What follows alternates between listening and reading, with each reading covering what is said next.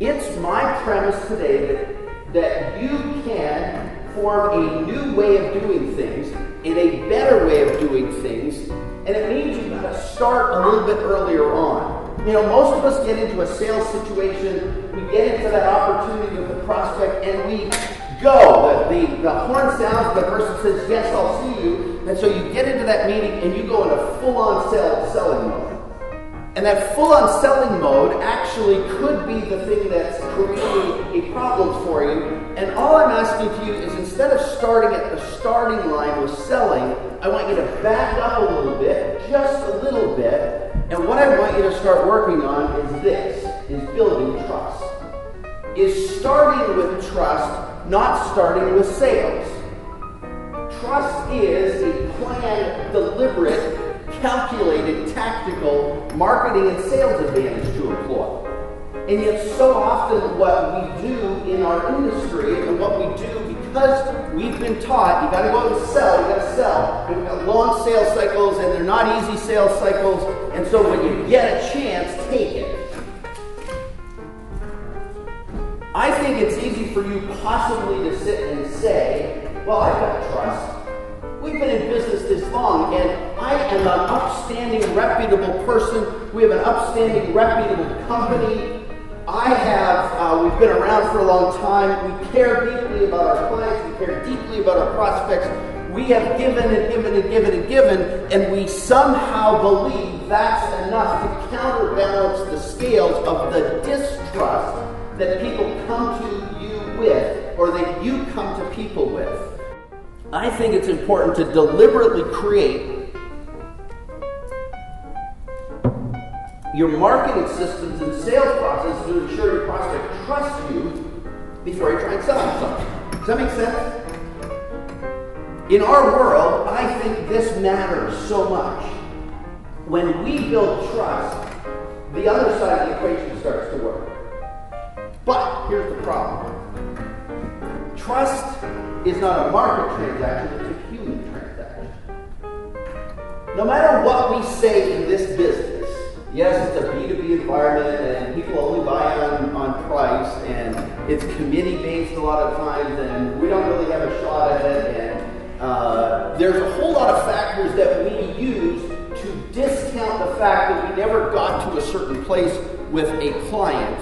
And often, if you were to look at it objectively, back at a distance, without your own predisposition involved, you might discover that you blew the human transaction before you ever got to the sales transaction, before you got to the business side or the market stuff. You actually blew it on the human stuff. You blew the human connection.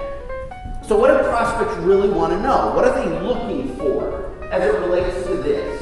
In any situation, if you're going to buy something, at least if it's somewhat complex in nature, if you're buying toothpaste, you'd be surprised at how deeply ingrained trust is in that. But if you're buying toothpaste or some of this off-the-shelf stuff, yeah, you might not care too much about trust, and prospects might not. But when you're dealing with more intense things, the kind of situation we're talking about, where contracts are involved, where long-term relationship is going to be involved, your prospect, and you too do this in your buying cycle, you want to know the following things. Is this person that I'm talking to right now for real? Are they for real? Well, the question is one of authenticity. Are you actually who you say you are? Are you actually someone who comes to this equation, who comes to this situation, being truly who you are, or are you playing a game? Well, we know what happens when you try and play a game. For those of you in the room who don't know Milli Vanilli, this is our good friends Milli and Vanilli. And Milli and Vanilli are quite known for the fact that they're rather inauthentic. Or they were rather inauthentic. They're no longer around. Because yes, you can pretend to be authentic, but we can smell inauthenticity, can't we? You can smell it. It's like you get around somebody, and after a few minutes you go, I can smell something that's not right. This person is not being real. This person is not actually coming across in a way that makes me trust them. And if you start out this way, there's a tendency I find with young salespeople to actually be gung-ho about the selling process, right? And they're gung-ho about it, and they got everything figured out, and they know exactly how to respond, and they've got the pitch down, and yet they're not being them. They're not actually showing up a little bit scared and frightened. Is this person telling me the truth? People are concerned, before you ever start selling, is are you believable? Are you actually somebody I can believe? Because if I can't believe you, we're not going anywhere. We're not going down this pathway together, and it's easy, and this is why I'm telling you this, it's so easy, and I talk to people in this industry all the time about their marketing and selling situations, and what I hear regularly is, oh, we just didn't get anywhere with that company. We didn't go anywhere. And the problem is, many times we're not asking, did they believe us? Did they actually start by believing us? Are we believable? Is this person knowledgeable and competent? I think this should be absolutely the point of entry. But if you show up as a salesperson and the person across the desk, the person across the phone from you senses that you don't have a clue what you're talking about, the deal's done. The deal's done. I mean, if you don't understand workflow, if you don't understand the difference between records retention systems, and if you don't understand how to talk to an IT person in a backup situation, if you don't understand how to talk that language, and if you haven't learned to talk it, you might, again, not have the credibility you need, because credibility is a trust builder. And then finally, is the person listening, is this person listening, or are they just pitching? And when a prospect sits with you and senses that all you care about is the pitch, all you care about is getting your stuff across, then that's never going to go anywhere.